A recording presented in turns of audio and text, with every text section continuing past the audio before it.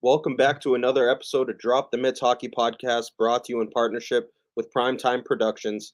We are with U.S. National Development Program Center in Boston University commit Kamil Bednarik. How are you doing, buddy? Good to have you on.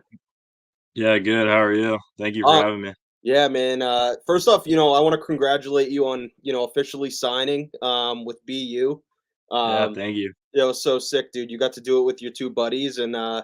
talk to us about what that was like. Obviously, having two of your good buddies next to you, and Cole Eiserman and Cole Hudson. Talk to us about that day, and obviously getting to do that with your buddies. Yeah. I've been buddies with Cole Hudson for a while because he's from Chicago and so am I. So I played with him back in the day. So it was pretty cool that we're going to the same school now.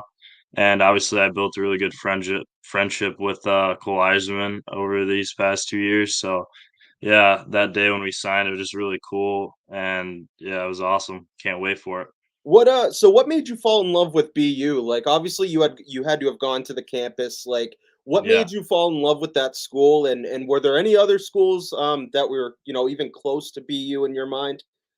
Yeah. So I played before the national team development program. I was at New Jersey Rockets. So I was on the East Coast, and then with my time out there, I just like fell in love with the East Coast, and I wasn't really too sure like where I wanted to go to school yet, but I definitely knew I wanted to go to the East Coast rather than like the Midwest or something like that. I just fell in love with like the East Coast so much while I was there. And then, so with the Rockets at the very start of the year, they did like a college exposure camp. So they're really good with like getting colleges to come and watch our games and stuff. So I'm very thankful for that. And there was a few teams that came out. Boston University was one of them, and they watched me play. So we just like it was like games between like the Rockets players, and then they would just come watch and evaluate us. And obviously, I did pretty well there. And Boston University was one of the schools that had interested in me, and I wasn't really too sure. I didn't know a lot about Boston University at the time. But after they talked to me, I did some research, and I thought it was pretty cool. And there was also like pretty much like all the Boston schools had interest in me, so I ended up deciding to go to like one of the Boston schools because I liked that area a lot. And then I went out to visit like all the Boston schools. And then Boston University was obviously my favorite out of all of them. I think it's the best fit for me. And I just like I fell in love with the city of Boston. And also playing there this season, it was like the coolest thing ever. And that like really solidified my decision to like go there. Like just even driving to the rink from the hotel on the bus, like we were stuck in traffic and just like I was just looking out the window with my headphones on, and it was just the city was just beautiful and it was so cool. Can't Yeah. wait to play there. Yeah, actually that was one of my questions later on is I want to know about you being able to play at Aganis, dude. And obviously you guys went in there and dominated. I mean, let's be real here. Yeah. Um talk to us about what it was like, that crowd, just the college atmosphere. Like, talk to us about what that was like. Yeah, it was unreal. They actually set up like a few like cardboard like pictures of me, Hudson and Iserman. Yeah. So like there were like a few like BU guys in the stands like holding up like just like pictures of us. So that was like pretty cool when we first walked out. And yeah, I've never really played in front of that big of a crowd before.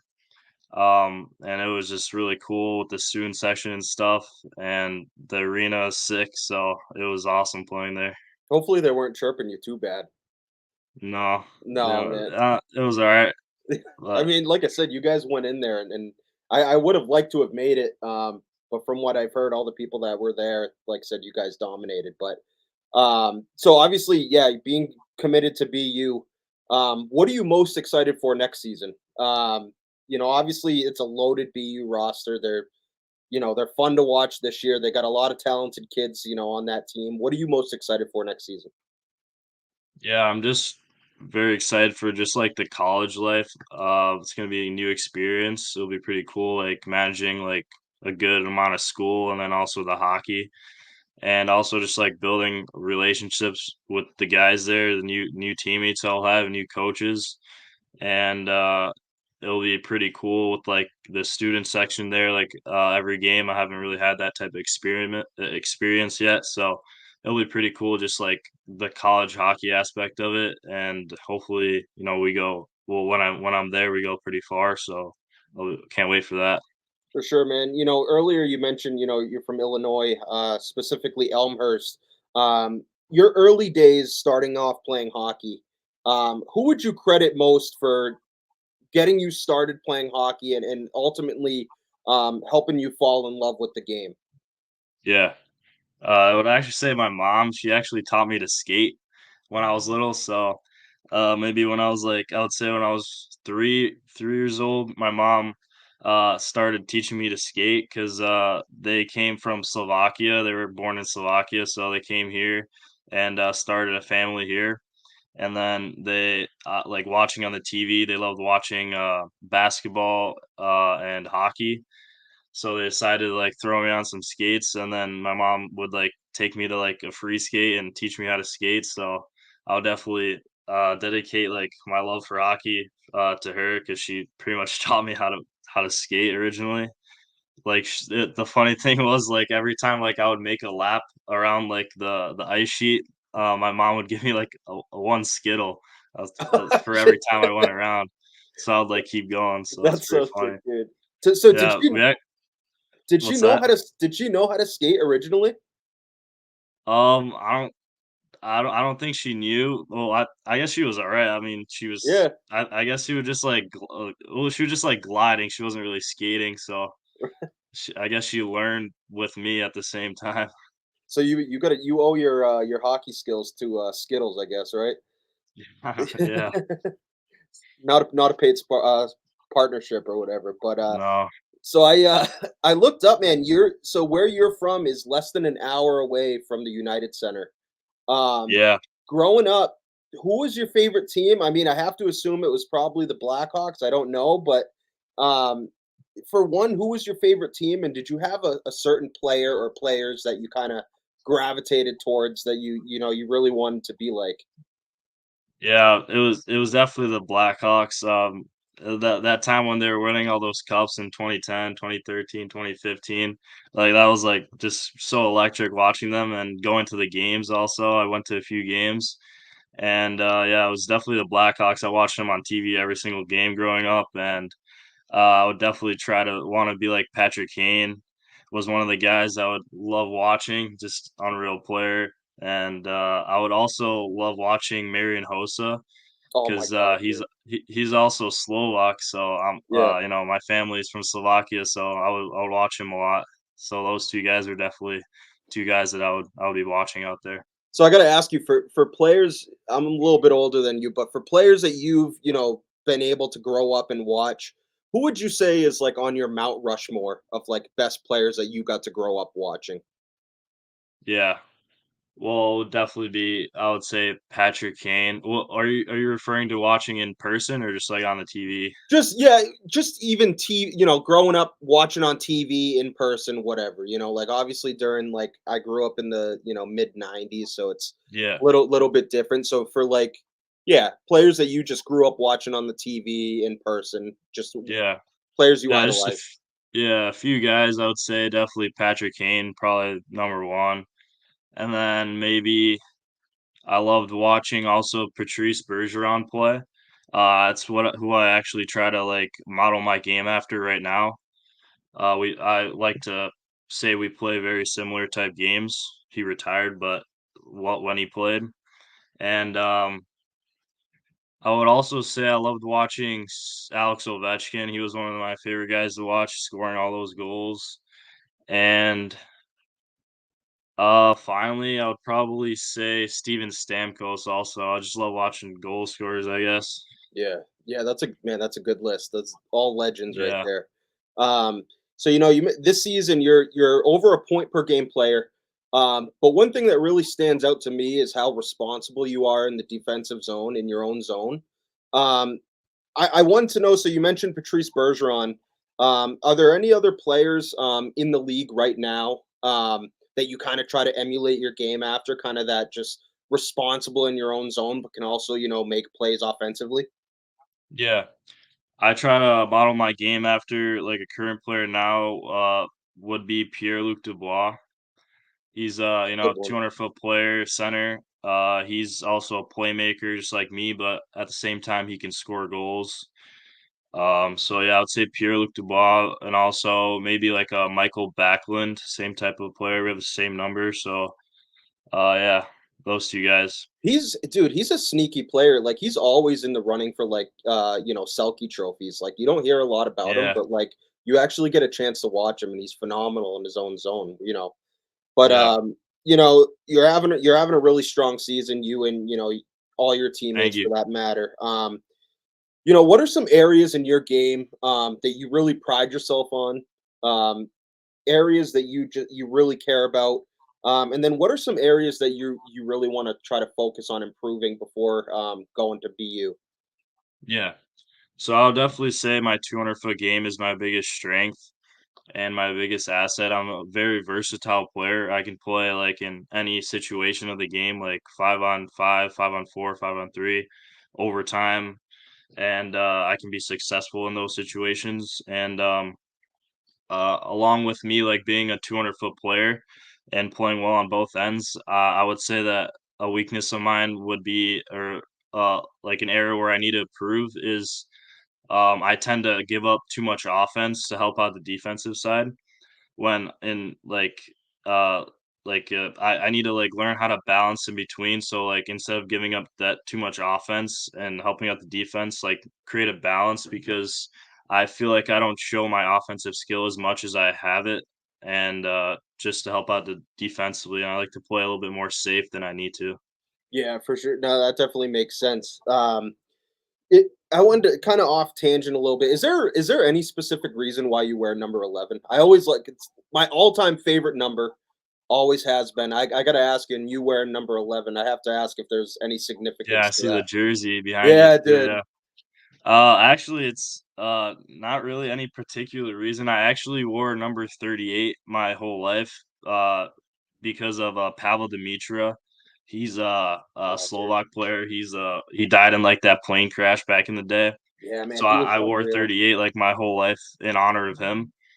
But then, when I went to the Rockets, there's actually a player who already had number 38, and I had to I had to switch my number, which kinda sucked, but I just, like, decided to go 11, just like the 2 number ones, so That's sick, dude. I'm using that now again, so it's the 11 and 38 are, like, my 2 lucky numbers, so yeah.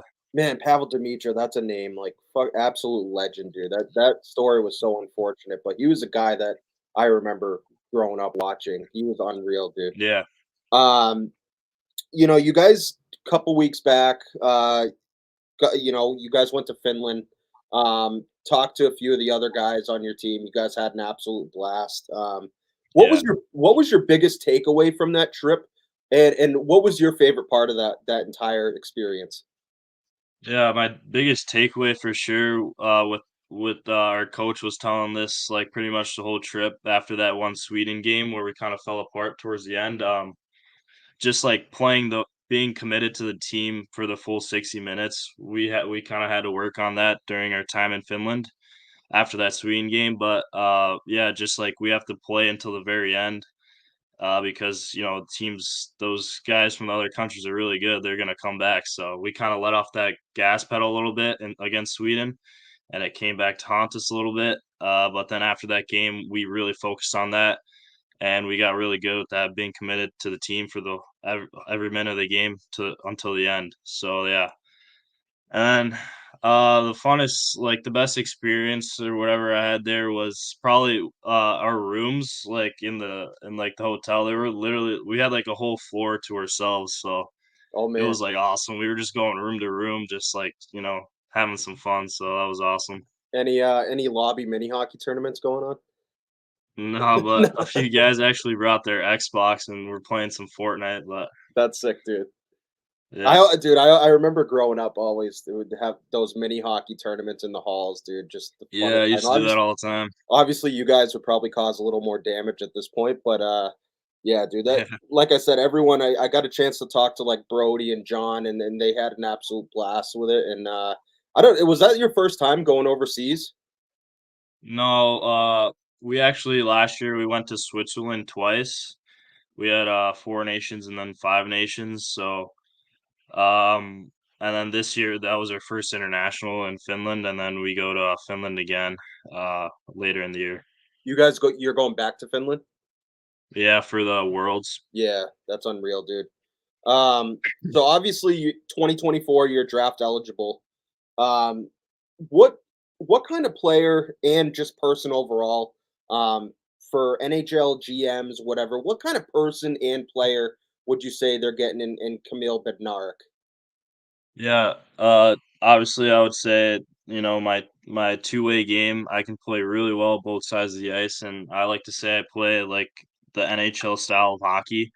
Like, I play very well in all situations, very versatile. Wherever they need me, I can play on the penalty kill. I can play at 5-on-5. I can play power play. I'm really good on the net front position, but I can also play on the half wall. I'm very versatile, and obviously off the ice, I'm great guy, great teammate. I'm pretty quiet, but I like to keep to myself, not really bother anyone. But yeah, I'm really nice teammate, great guy. I would also say I'm a great leader, and I like to lead by example and like to say stuff like when the team is down and like say stuff at the right times, pretty much. Yeah, dude, for sure.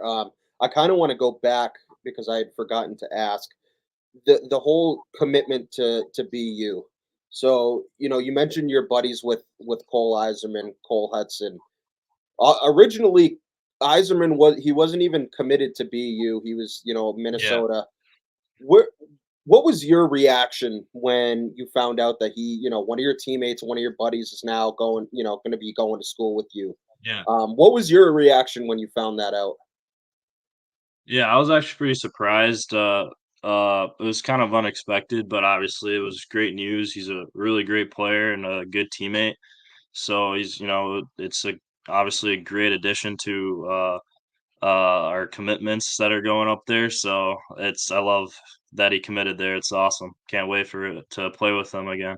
Yeah, I mean, you guys are line mates right now, or am I Yeah, correct? And you guys just the chemistry that you 2 have, it's unbelievable just being able to watch you guys. And obviously, I don't get to watch a lot of the games live. It's more so yeah, highlights and stuff, but it just seems like you guys know exactly where the other is gonna be, and you yeah, guys just have that understanding of how each other, how you guys play the game. Um, the last question I have for you, although, like, I know for sure it's whatever team decides to draft you, which you'll hear your name for are yeah. there any teams or cities for that matter that you love the idea of getting the chance to play for? Yeah, I guess kind of basic answer, but I would love to play for the Blackhawks, come back home and like, kind of be like a hometown hero and stuff. And obviously like my parents can come watch me. It's like 20 minutes away from my house. Like my Yeah, family can come watch, so that would be really awesome. and get to play with a guy named Connor Bedard. I guess that'd be Yeah, cool too, right? yeah, But hey, man, thank you so much for taking time out of your day. I know you got have a super crazy schedule. yeah, no problem. Keep ripping it up out there, dude. You guys are dominating, and again, Thank you. we want to congratulate you on officially signing with BU, and Thank you. you'll be in my neck of the woods, dude. So hopefully we can link up at some time, Yeah, for possibly sure. do another interview, man. I really All appreciate you. right. Yeah, thank you so much for having me. Nice to meet you. Nice to meet you too, man. Thank you. That was Kamil Bednarik of the U.S. National Development Program, and Boston University commit. You can catch that episode. It's episode 22 of Drop the Mitts Hockey Podcast, brought to you in partnership with Primetime Productions. Thanks, guys. Thank you.